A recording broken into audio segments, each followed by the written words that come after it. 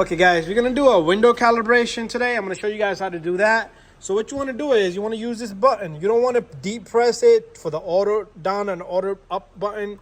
So what you want to do is you want to hold this down, let it go down, hold it for a couple of seconds. 1 Mississippi, 2 Mississippi, 3 Mississippi, 4 Mississippi, 5 in Mississippi. Let it go. You're gonna come back up, but not, don't go too hard. You don't want auto to come in. Well, we're gonna go all the way up.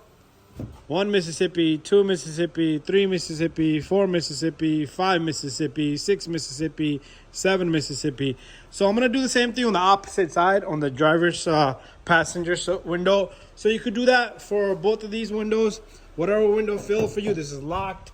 We're going to have to go back out. And we're going to unlock this baby.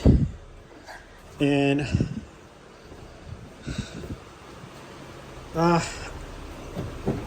okay, same thing. You want to do the same thing. You want to push this button down, but not auto down. Just hold it down as you would do it manually.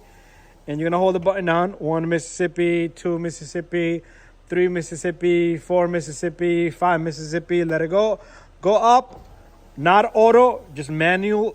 You don't want to push the button hard. 1, 2, 3, 4, 5. Okay, that's it. After that, if you have any issues, you might want to do a little bit more research, but you can try this. Some cars, vehicle, they require you hold the window, you hold the switch down, and hold the switch up, and put the key on. But anyway, that's how we do it on the Acura.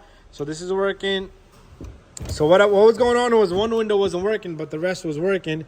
Anyways, thank you for watching my video. Stay tuned for more videos.